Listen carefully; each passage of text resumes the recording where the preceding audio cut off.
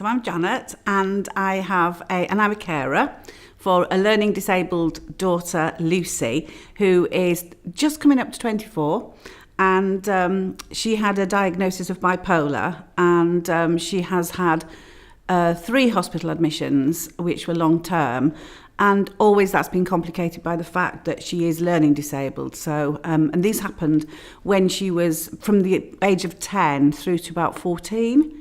I mean, I don't like to say restraint training, but it's about how to manage somebody when they're angry, that we came into difficulties. We went through a period of time when Lucy was very violent and very aggressive, and in particular was hitting out at me a lot and damaging things, throwing things, breaking things.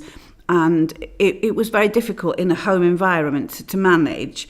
And so we sought help from the experts, the professionals. But everyone seemed very reluctant to really give us advice or guidance. And one of the things that we wanted was a course in safe handling, which would have helped enormously to de-escalate situations. And that wasn't forthcoming. Eventually I did do that. I did a team teach course because I became a teacher of young people with, quite often challenging behaviour. But the thing that's important to know here is that we as carers were going through this for the very first time. We got absolutely no experience of violent, aggressive behaviour, and it was completely unseen before in our daughter. So it was a total shock, and we were all in crisis.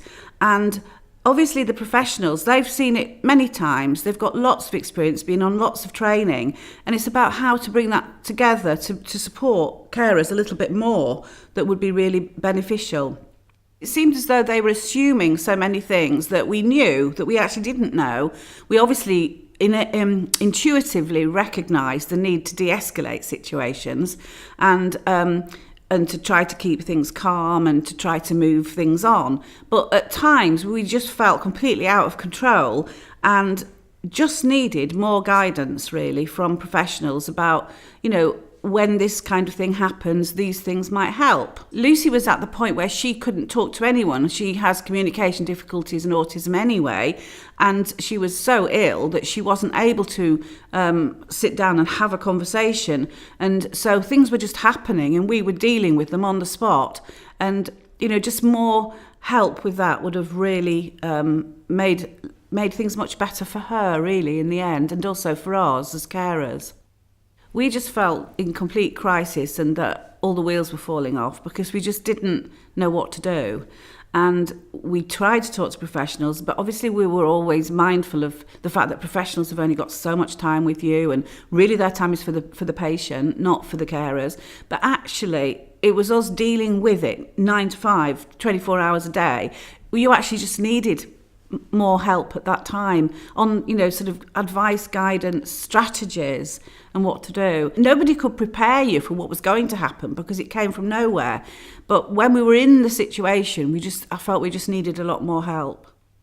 I think some time to talk about what was happening.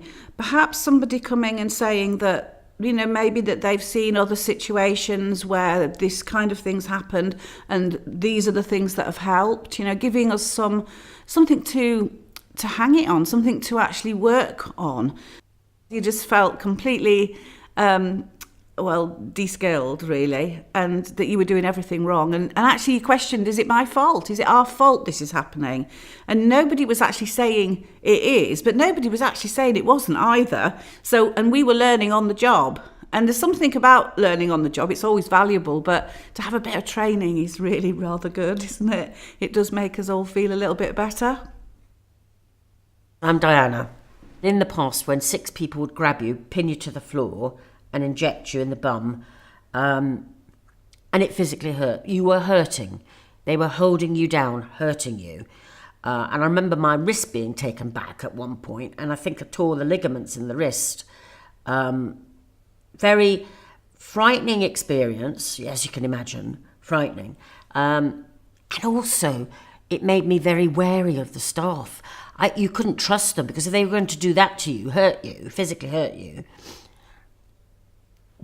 why would you trust them? You wouldn't. I think also nobody explained anything. Nobody involved you in what was happening and telling you why that was happening. Because I remember one time that happened, and I assumed, by the way they were treating me, that I'd murdered somebody. That's what I believed. I hadn't murdered anybody. It was just them restraining me. I like to hope that nowadays that's very rarely used, I hope.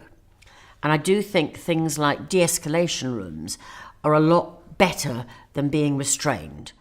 And if you've got to restrain somebody, then it's important that you do it with love and care. Show the person that you're caring about them, not that you're being punitive, that this is a crime you've done, because that would just drive you away. If you're doing it with kindness and talking to the person and saying why you're doing it, are they going to calm down? If they give them an injection, it's to calm you down. That needs to be said. But quite often my experience was it was nothing. Nobody ever talked to you about what was happening, and you just were being pinned down.